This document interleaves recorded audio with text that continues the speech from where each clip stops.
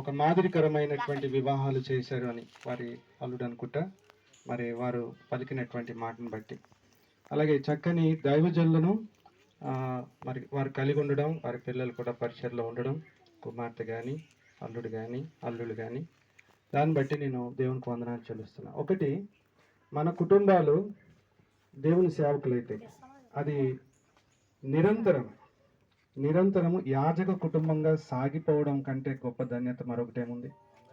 కాబట్టి అలాంటి కుటుంబంగా ఈ కుటుంబం నిలిచి ఉన్నందుకు నేను దేవునికి వందనాలు చెల్లిస్తున్నాను. వారిని భౌతికంగా కోల్పోయాం, కానీ మనం అందరం ఆయనను కలుసుకోబోతున్నాం. కాబట్టి ఈ ఎడబాటే తప్ప ఇంకేం లేదు. మరి బిలిగ్రామ్ గారు చెప్పారు, just I'm changing my address, అంతే, అది పరలోకంలో. కాబట్టి ఎవరు కృంగ నిమిత్తం లేదు. వారు మంచివారు, మంచి పరిచయం చేశారు, ఇక్కడ లేరు కానీ ప్రభుతో ఉన్నారు, అంతే. మనం అందరం అక్కడికి వెళ్ళి కలుసుకుంటాం. మరి ఈ మాటలు బట్టి దేవునికి వందనాలు. ఏమీ లేదు. మరి ఈరోజు మా చర్చ్లో ఒక అమ్మాయిది పెళ్ళి ఉంది, మీకు కొంచెం అరేంజ్మెంట్స్ ఉన్నాయి, దాన్ని బట్టి వెళ్ళాలి. తప్పకుండా వచ్చి కలవాలనేటువంటి ఉద్దేశంతో రావడం జరిగింది. సో ప్రార్థన చేసి మేము సెలవు తీసుకుంటాం. ఓకే. ప్రేమ గల తండ్రి, నీకు వందనాలు, కృతజ్ఞత, స్తుతి, స్తోత్రాలు చెల్లిస్తున్నాం ప్రభు.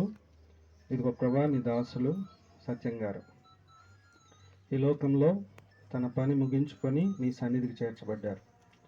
వారు మిగిల్చి పెట్టినటువంటి ఈ పరిచర్య, వారి కుటుంబము దాన్ని కొనసాగిస్తూ ఉండగా, ముఖ్యంగా ఇమ్మానుయేల్ని ధైర్యపరచండి, బలపరచండి.